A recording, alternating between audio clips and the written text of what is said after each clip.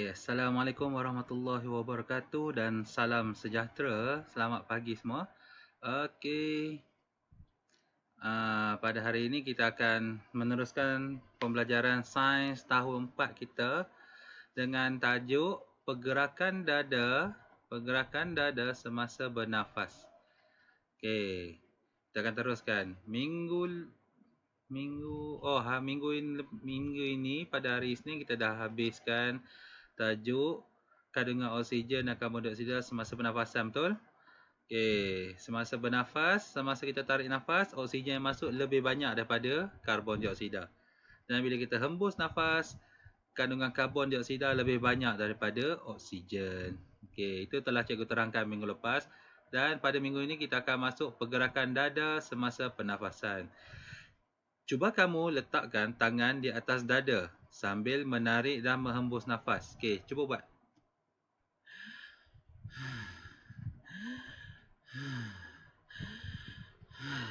Okey.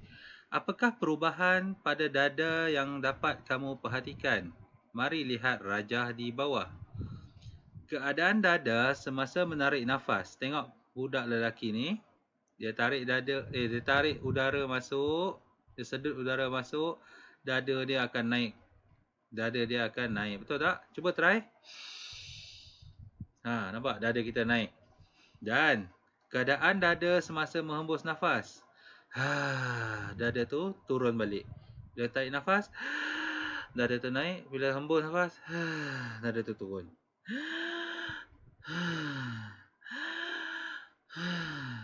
Sebab apa terjadi seperti itu?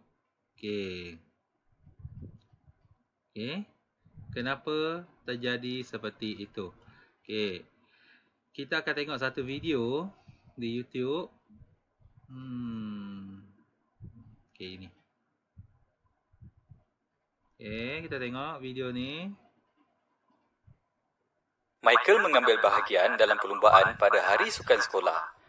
Walaupun dia menang perlumbaan tersebut, dia termengah-mengah di garisan penamat.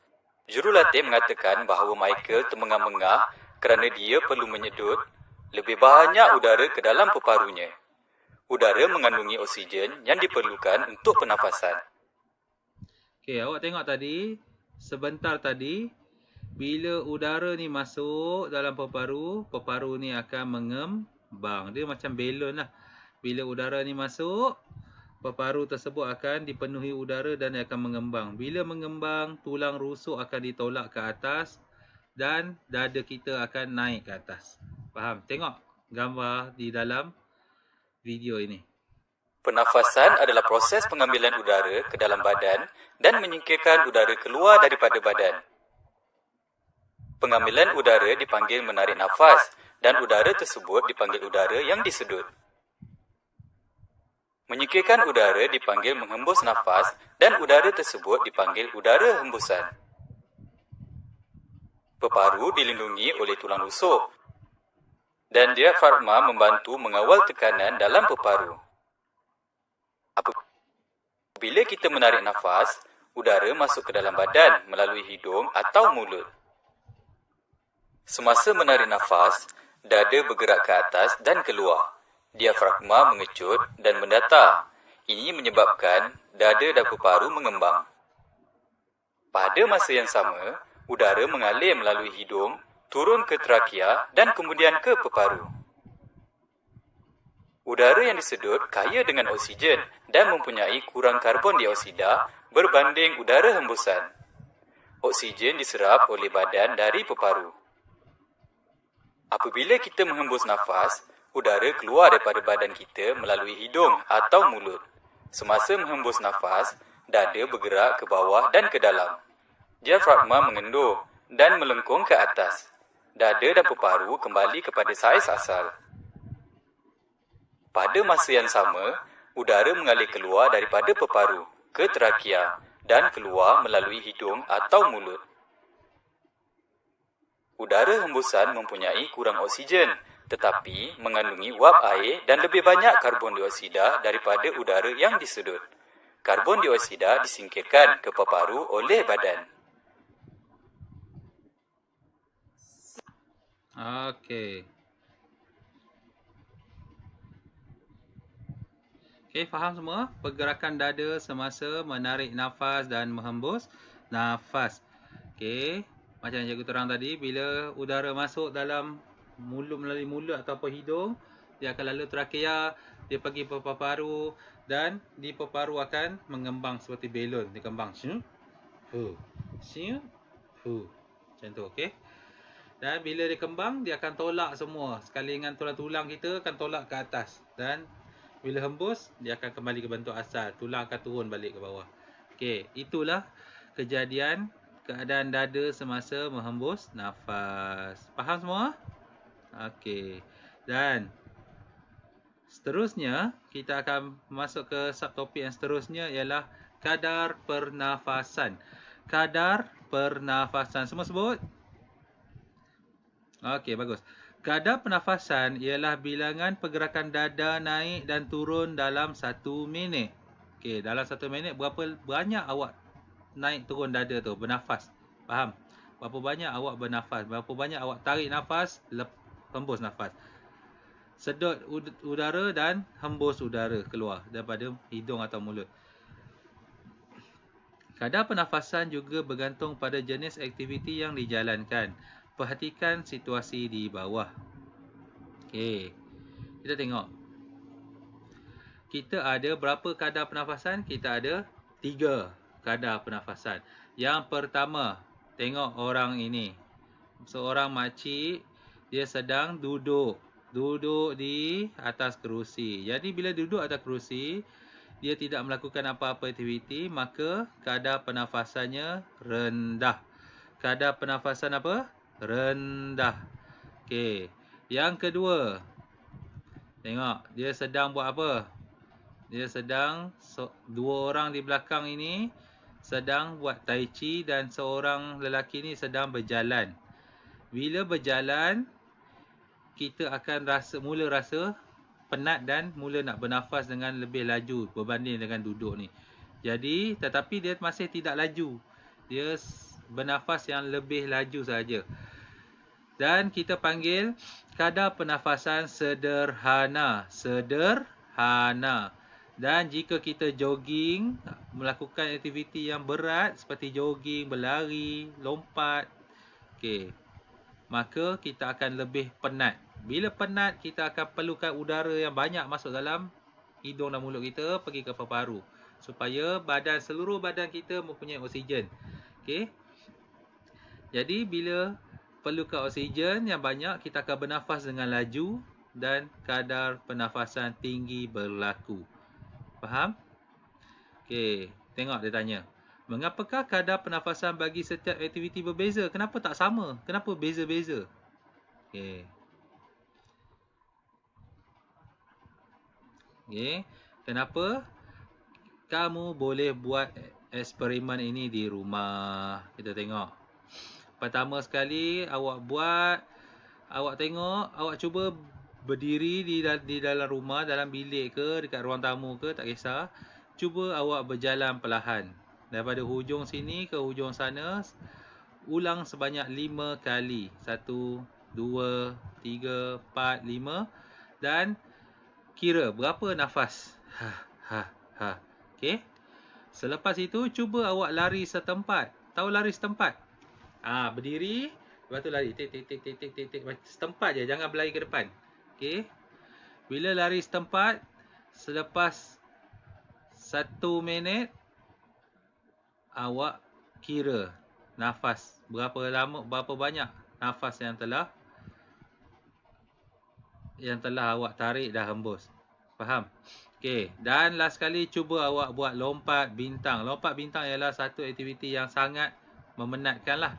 Okey, dan lepas itu awak kira berapa banyak kadar pernafasan awak. Okey, itu adalah aktiviti yang kita boleh buat untuk kadar pernafasan. Jadi, kita tengok satu video berkaitan dengan kadar pernafasan. Adakah anda masih ingat bagaimana Michael telah termengah-mengah untuk mendapatkan udara di garisan penamat? Nampak? Dia berlari dengan laju. Bila berlari dengan laju, dia akan termengah-mengah. Kerana udara dalam badan tidak cukup, oksigen dalam badan tidak cukup. Jadi dia perlu udara yang banyak masuk dalam Semasa badan. hari sukan sekolah, dadanya bergerak naik dan turun dengan cepat. Jurulatih sekolah berkata, Michael termengah-mengah kerana dia perlu menarik nafas untuk mendapatkan lebih banyak udara ke dalam peparunya. Udara mengandungi oksigen yang diperlukan oleh Michael untuk pernafasan. Dada Michael bergerak lebih perlahan setelah dia berehat untuk seketika. Kadar pernafasan ialah bilangan pergerakan dada dalam 1 minit. Kadar pernafasan diambil apabila seseorang berada dalam keadaan rehat. Orang yang berbeza mempunyai kadar pernafasan yang berbeza. Faktor yang mempengaruhi kadar pernafasan seseorang termasuk jantina, umur, kesihatan dan jenis aktiviti yang dilakukan. Kadar pernafasan seseorang meningkat apabila seseorang memerlukan tenaga tambahan. Apabila kita bersenam, pernafasan kita adalah lebih cepat dan kadar pernafasan kita lebih tinggi, kira-kira 30 kali seminit. Apabila kita berjalan perlahan-lahan, pernafasan kita adalah lebih perlahan dan kadar pernafasan adalah lebih rendah, kira-kira 15 kali seminit. Semasa bersenam, badan kita memerlukan udara yang banyak. Oleh itu, lebih banyak udara disedut ke dalam peparu. Ini meningkatkan kadar respirasi. Oleh itu, lebih banyak tenaga dihasilkan. Sukan adalah perlu untuk mengekalkan kesihatan dan membuatkan jantung menjadi lebih kuat. Sukan membuatkan jantung kita mengepam dengan lebih cepat dan peparu kita berfungsi dengan lebih baik. Contoh aktiviti harian yang membantu mengekalkan kesihatan yang baik adalah berjoging dan berbasikal.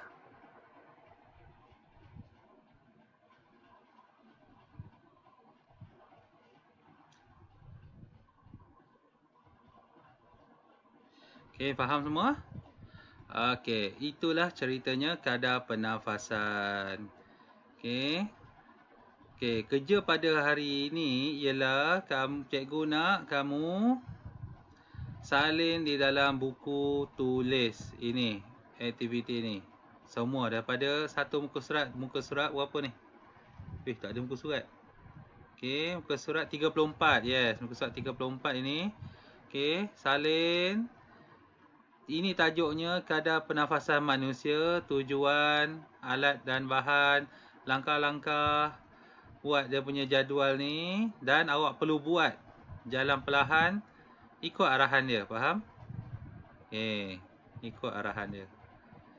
Ulang langkah 1 hingga 4 dengan aktiviti berlari setempat dan melompat bintang. Okey. Jalan perlahan berapa? So tulis jangan tulis lagi. Kira berapa masa jalan perlahan, tulis dekat sini. Lari setempat, tulis berapa. Selepas awak berlari setempat tu, awak tulis berapa kadar pernafasan naik turun dada tu.